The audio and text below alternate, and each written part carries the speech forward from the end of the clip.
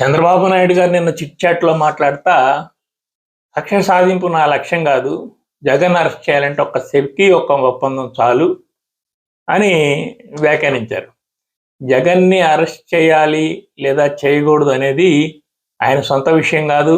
ఒకవేళ జగన్ అవినీతి పడైతే ఖచ్చితంగా అరెస్ట్ చేసి జైల్లో పెట్టి ఆయన ఎంత అవినీతికి పాల్పడ్డాడో అంతా కూడా వసూలు చేయాల్సిన అవసరం ఉంది. ఎందుకంటే అది ప్రజల సొమ్ము గనక. ఇదేది మీ ఇద్దరు కుటుంబ వ్యవహారం కాదు. నువ్వు దయదలిచి ఆయన వదిలేయడం కానీ లేదా ఆయన అరెస్ట్ చేయడం, నీ కక్ష సాధింపు కోసం అరెస్ట్ చేయడం కానీ ఈ రెండు కరెక్ట్ కాదు. యాక్చువల్గా ఆయన ఏదైనా తప్పు చేసి ఉంటే ఖచ్చితంగా అరెస్ట్ చేయాల్సిందే. ఇది కొంతమంది వాదన. అసలు ఆయన ఈ వ్యాఖ్యానం ఎందుకు చేశారు? ఆయన ఈ వ్యాఖ్యానం చేయట్లోని పరమార్థం ఏంటంటే, కూటమికి సంబంధించిన నాయకుల్ని తీవ్రంగా జగన్మోహన్ రెడ్డి ఇబ్బందులకు గురి చేశాడు, తీవ్రంగా హింసించాడు, జైలు పాడు చేశాడు, కేసులు పెట్టాడు. కూటమి అధికారం రాగానే జగన్ అంతు చూస్తారు అని కార్యకర్తల్లోనూ నాయకుల్లోనూ ఒక రకమైన భావోద్వేగం కలిగించారు. అనుకున్నట్టుగానే కూటమి అధికారంలోకి వచ్చింది.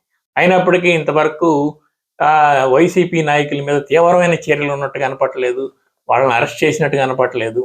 గతంలో ప్రతిరోజు ఇదిగో జగన్ అరెస్ట్ అయ్యాడు, అదిగో జగన్ అరెస్ట్ అయ్యాడు అనే వార్తలు రావడమే కానీ వీళ్ళ ప్రభుత్వం అధికారంలోకి వచ్చినప్పుడు కూడా జగన్ అరెస్ట్ కాలేదు. జగన్ మామూలుగానే ఉన్నాడు. సో దాన్ని కవర్ చేయడానికి ఈయన నేను కక్ష సాధింపు చేయడం లేదు, నాకు అది ఇష్టం లేదని ఒక వ్యాఖ్యానం దాన్ని సంతృప్తి పరచడానికి చేసిందే కానీ వాస్తవానికి జగన్ అరెస్ట్ చేయడానికి ఇప్పుడైతే ఆ పరిస్థితులు ఏమాత్రం అనుకూలంగా లేవు. సెకీ ఒప్పందం అంటే అది కేవలం కేంద్ర ప్రభుత్వంతో జగన్మోహన్ రెడ్డి ప్రభుత్వం చేసుకున్న ఒప్పందం. ఆ ఒప్పందం ప్రకారం ఆ ఒప్పందం చేసుకోమని అదాని బహుశా డబ్బులు ఇచ్చుంటే జగన్మోహన్ రెడ్డికి, అదాని వచ్చి నేను డబ్బులు ఇచ్చానని చెప్పడం, ఆ ఒప్పందం పత్రం తీసుకుంటే ఆ ఒప్పందంలో ఎలాంటి తప్పులు ఉండవు. ఒకవేళ ఆ ఒప్పందం తప్పైతే ఈ కేంద్ర ప్రభుత్వం కూడా అందులో ప్రతివాది అవుతుంది. డెఫినెట్గా కేంద్ర ప్రభుత్వానికి సంబంధించిన వ్యక్తిని కూడా అరెస్ట్ చేయాల్సి ఉంటుంది.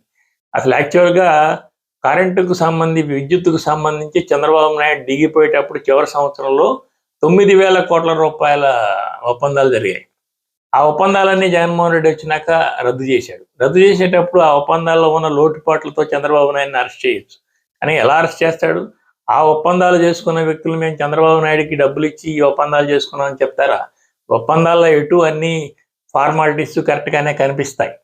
ఆ 9,000 కోట్ల రూపాయలు తిరిగి కట్టమని కోర్టులు ఆదేశించి వాళ్ళు చచ్చినట్టు కట్టాల్సి వస్తుంది. కనుక ఇలాంటి ప్రభుత్వ పరమైన విధానాల్లో అరెస్ట్ చేయడం కష్టం. అసలు అరెస్ట్ చేయాలనుకుంటే లడ్డూ వ్యవహారం ఒకటి తీసుకొచ్చారు, పడవలు గుద్దేస్తే బ్రిడ్జీలు కూలిపోతాయి అన్నారు. ఇలా ఎన్నెన్నో విషయాలు ఉన్నాయి. అయినప్పటికీ గతంలో చంద్రబాబు నాయుడు కాంగ్రెస్తో కలిసి జగన్మోహన్ రెడ్డిని అరెస్ట్ చేయించారు అని ప్రజలు నమ్మి కక్ష సాధించి లోపల పెట్టారు అని నమ్మి జగన్మోహన్ రెడ్డిని ముఖ్యమంత్రిని చేశారు. జగన్మోహన్ రెడ్డి అదే తప్పు చేశాడు, చంద్రబాబు నాయుడిని అరెస్ట్ చేసి వాళ్ళని రెచ్చగొట్టి వాళ్ళ కార్యకర్తలలో ఉత్సాహం నింపి చంద్రబాబు నాయుడు అధికారంలోకి వచ్చేటట్టుగా జగనే ప్రవర్తించాడు. ఇప్పుడు జగన్మోహన్ రెడ్డిని అరెస్ట్ చేస్తే నిద్రపోతున్న సింహానాన్ని తట్టి లేపినట్టు అవుతుంది. ఏమాత్రం ఇష్యూ లేకుండా తప్పగా ఆలోచిస్తూ కూర్చున్న వైసీపీ శ్రేణుల్ని ఒక ఇష్యూ అప్పగించినట్టు అవుతుంది. కనుకనే చంద్రబాబు నాయుడు ప్రతి చోట శుతిమెత్తగా వ్యవహరిస్తున్నట్టు కనపడుతుంది. ఇంకా కింద స్థాయి నాయకుల్లో ఇప్పుడు ఉదాహరణకి రామ్ గోపాల్ వర్మ అరెస్ట్ చేసే విషయంలో కూడా చాలా వెనకబడ్డారు. చాలా విషయాల్లో కూడా అరెస్ట్ చేయడం ద్వారా తిరిగి జగన్కి అది ఎక్కడ ఒక అస్త్రంగా మారుతుందో ఆ అస్త్రం తీసుకుని అతను కానీ కింద స్థాయి అతని నాయకులు కానీ బయటకు వచ్చి కొంచెం ప్రజల్లోకి వెళ్తారో అది కూటమి ప్రభుత్వానికి ఇబ్బంది అవుతుంది అని చెప్పేసి ఆయన చాలా శుతిమెత్తగా వ్యవహరిస్తున్నారు. కనుక జగన్ అరెస్ట్ అనే మాట కేవలం కళ.